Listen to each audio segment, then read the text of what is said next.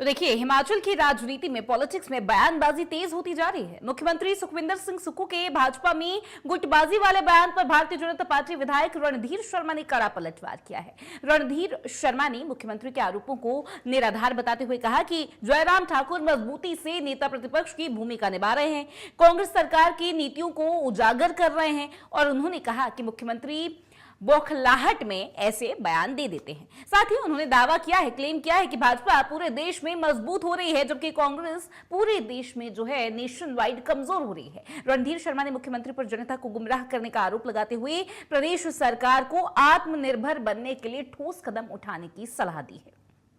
सभा का दूसरा चरण आज से शुरू हुआ है। वहीं अगर देखा जाए, जिस तरीके से मुख्यमंत्री सुखविंदर सिंह सुक्खू ने आज सदन में भी कहा कि आंतरिक गुटबाजी के चलते जो नेता प्रतिपक्ष जयराम ठाकुर तनाव पर, इस समय हमारे बीच मौजूद है विधायक रणधीर जी। सर, जिस तरीके से मुख्यमंत्री ने यह बयान किया है, कहां तक आप देखते हैं? नहीं, देखिए, उनका बयान निराधार है। आदरणीय जयराम ठाकुर जी मजबूती के साथ नेता प्रतिपक्ष की भूमिका प्रभावी ढंग से निभा रहे हैं जी, और कांग्रेस सरकार की जनविरोधी नीतियों को, कुकृत्यों को समय समय पर उजागर करते हैं। इसलिए मुख्यमंत्री जी बौखला जाते हैं और बौखलाहट में ऐसी बयानबाजी देते हैं। ऐसी कोई बात नहीं, क्योंकि तनाव में है। हम तनाव में क्यों होंगे? हमारी पार्टी लगातार पूरे देश में जीत रही है और हिमाचल प्रदेश में भी आने वाले चुनाव में हमारी सरकार बनेगी, ये आज प्रदेश का बच्चा बच्चा कह रहा है। इसलिए तनाव की कोई बात नहीं है।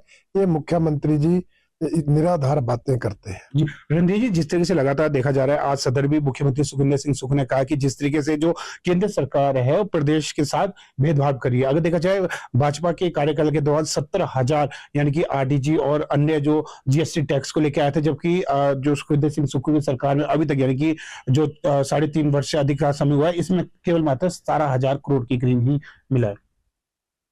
देखिए, मुख्यमंत्री महोदय जनता को गुमराह करते हैं, ये ठीक है।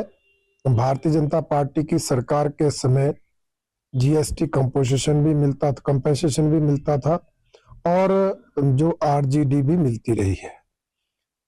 जीएसटी कंपोजिशन पूरे देश में 2022 तक मिला और जून 2022 के बाद सभी राज्यों को मिलना बंद हो गया। इसलिए कोई हिमाचल प्रदेश के साथ भेदभाव है, ऐसी कोई बात नहीं है। आरडीजी देश के 17 राज्यों को मिलती थी, अब 17 के 17 राज्यों की बंद होगी, इसलिए उसमें भी हिमाचल के साथ अन्याय की कोई बात नहीं है। ये एक नीतिगत फैसले हैं केंद्र सरकार के। इसलिए इस तरह कहना कि केंद्र में बीजेपी की सरकार है, हिमाचल में कांग्रेस की सरकार है, इसलिए ये अन्याय हुआ है, ये बिल्कुल गलत है। 17 जिन राज्यों में आरजीडी बंद हुई है, उनमें अधिकतर भाजपा शासित राज्य हैं।